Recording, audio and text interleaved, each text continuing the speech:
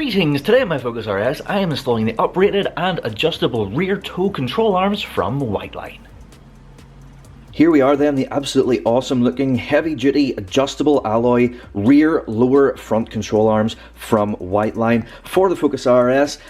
They look just so cool. We have this center section which is this sort of goldy color which looks great, and then of course we have our adjustability. It's all in the name. The two main reasons why you might want to install these are heavy duty. They're super duper chunky, but they're not that heavy because they are made of specific lighter weight alloys whilst maintaining super duper strength. We should see a nice improvement then over the thin pressed steel version that we have stock, and then of course we have the adjustability, so we can loosen this lock nut, then we can screw this out and make it longer, we can make it shorter, and then you tighten that up again. Real simple, and it allows you to adjust the toe of the rear wheels. Toe being either no toe, or you could have toe in, or you could have toe out, and that is important in motorsport alignments because you may want to dial it in or dial it out, depending on what type of motorsport you're doing, whether you want to maximize straight line or your cornering. So yeah, I mean, it's just a really useful thing to be able to adjust if you're going to be doing any serious tracking. The other main benefit of these upgraded parts from Whiteline is what Whiteline describes as low compliance bushings, which is what these things are right here. So these are like much stiffer than stock. The stock very soft rubber. You can literally just move the stock rubber with your hands. It is very soft, but they say this is low compliance whilst minimizing any increase in NVH. So Whiteline have really thought about these bushings in order to provide an improvement in performance without destroying the ride. So without further ado, we can get on with the installation. Alright then, underneath the car at the rear, you can see obviously that's the wheel right there. This is our stock toe arm, so you can see that it starts over there and it goes over here to this part of the subframe where we currently have a couple of slightly dirty Summit items installed, and in particular this one right here which has the little cutaway. That bolt goes through our Summit piece, through the subframe, through our tow bar, and then out the other side. So that is one thing that we need to remove, and then of course the bolt over here is the other thing that we need to remove in order to get our stock toe arm out. This bolt should be fairly simple to get out because of course I have had it out whenever I was doing the Summit brace, but this one over here is mad tight. Now you might notice that it looks a little bit wet. That's because I've already been out and I've sprayed some WD-40 on there just to loosen that up, because this bolt has never been out since factory, so that's quite a few years, and it was quite cruddy and it looked like it was going to be a bit of a problem to get off. So yeah, I've let that sink in for a bit. Now to get this off we need a 15mm socket, and you're going to need a fair amount of force. Now this is obviously a cramped space, so I would suggest using a reasonably, probably a mid-powered impact wrench, and like I said, 15mm socket, and you should get that out.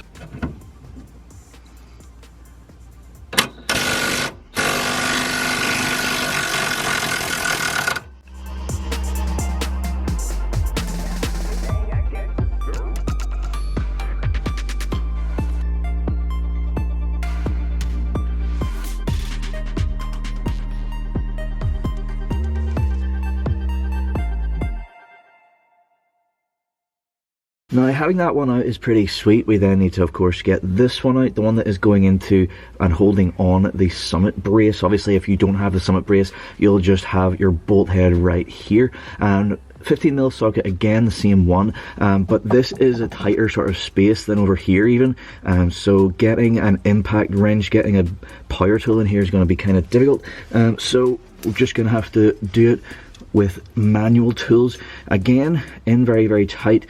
A regular length wrench isn't going to cut it.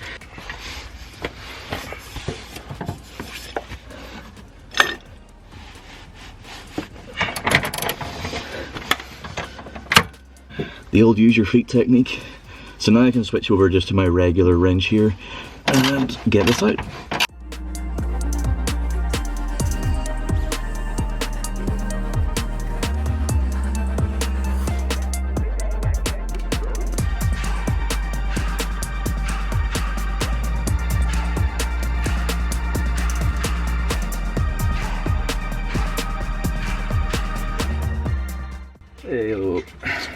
Now we need to just get our tool arm out. So we may need to employ the use of a pry bar. Just gentle pry bar, and that should come out.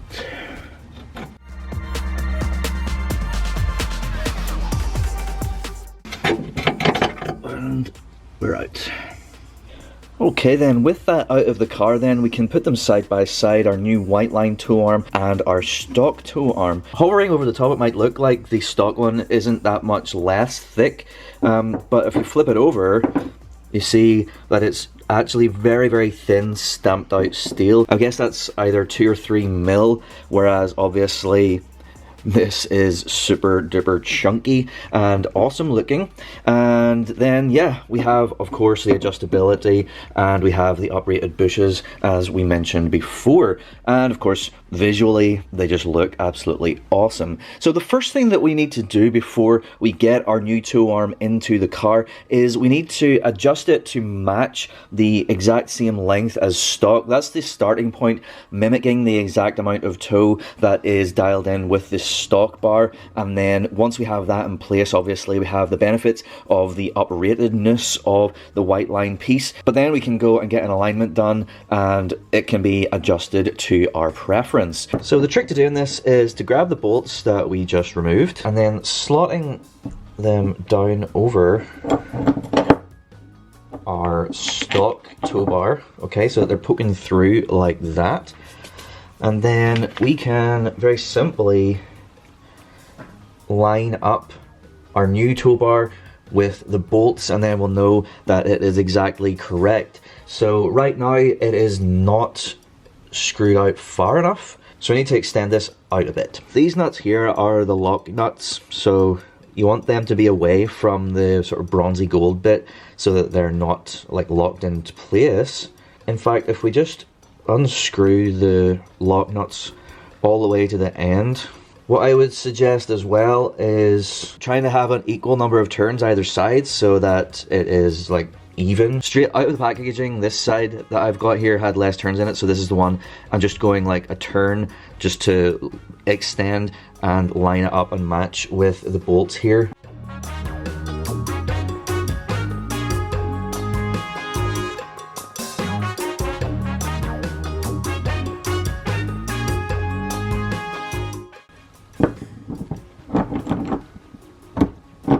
Haha, right, there we are. We know for a fact then that this is going to give us the exact same amount of toe from stock. So now what we can do is just tighten up these lock nuts, and we'll just tighten them by hand initially because we want to like secure them better once they're actually like in the car. So this one is now ready to go out to the car, and since I'm here I might as well grab the other one and repeat the exact same process for this one. Okay, there we go, and that's on the other one. Tightening just then the lock nuts just as we did before, and they turn the same direction as you look at them. So there we go. So sweet, that is both of our toe arms to length exactly as they should be. So now we can go and get the first one into the car. One last thing to do before we get our new toe arm in place is to just replace this Loctite Blue. You can see where it was applied in the factory, so we're not changing any lengths here, so we just want to essentially mimic that. Just get a nice blob on each of the bolts. There we go. And now we can go back to the car.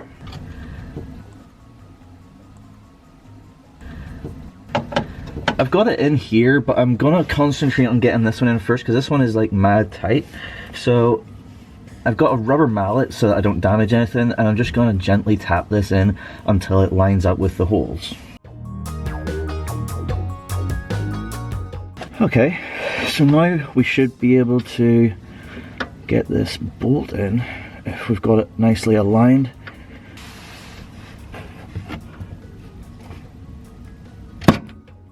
Hey, there we go.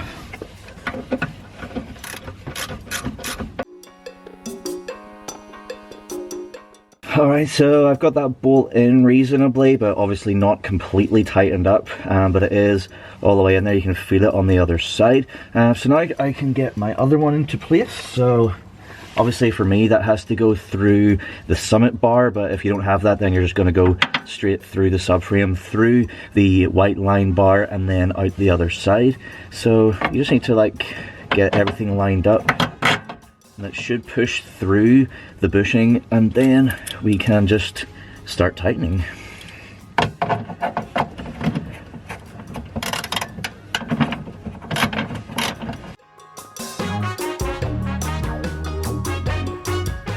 Okay, there we go, that's it tightened up. So before I grab the torque wrench, I'm just going to repeat this exact same process on the other side. One thing that I didn't mention earlier is that I am up on ramps, and that is because if I had been on jack stands, then the wheel would have dropped down, and that would have put a bit of angle on the tow bar, which would have made it sort of difficult and a bit inaccurate getting it in. So if we have the wheels sort of kind of like loaded to a sort of normal degree, which is what they are whenever you just drive up on jack stands, then it means that the tow bar is in much better alignment than it otherwise would have been, and just makes this process a bit easier and better. With the wheels dangling, it would have made getting those bolts out a bit more difficult. Certainly if we had left that one in over there and then tried to take this one out, it would have been like pulling down on it, which you could adjust with a jack, which I have done in the past, but it's just much quicker, easier, simpler to use ramps and keep it evenly loaded.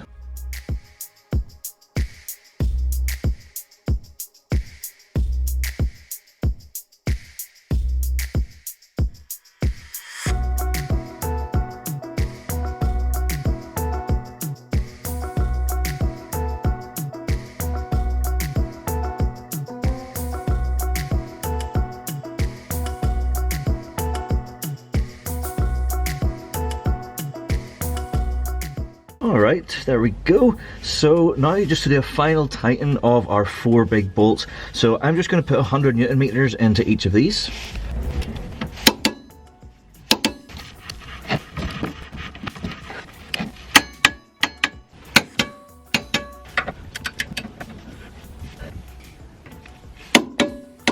Alright then, now that we have our bolts nicely torqued up, we just need to finalise the tightening of our lock nuts, because you can see they're obviously still a bit loose, and if these are loose then this could twist and change the toe, which we obviously do not want to happen whilst we're just driving along. We want it to be locked in place.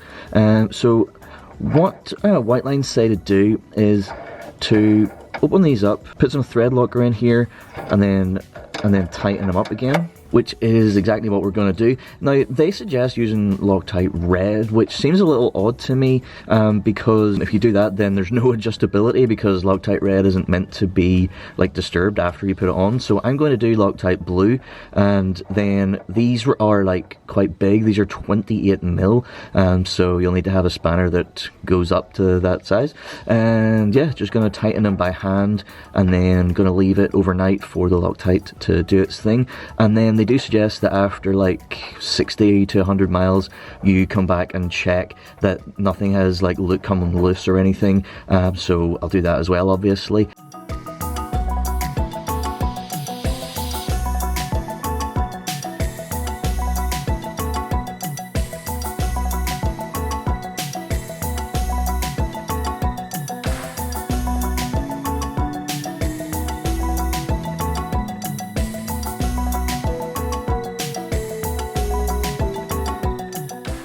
And with that, we are installation complete.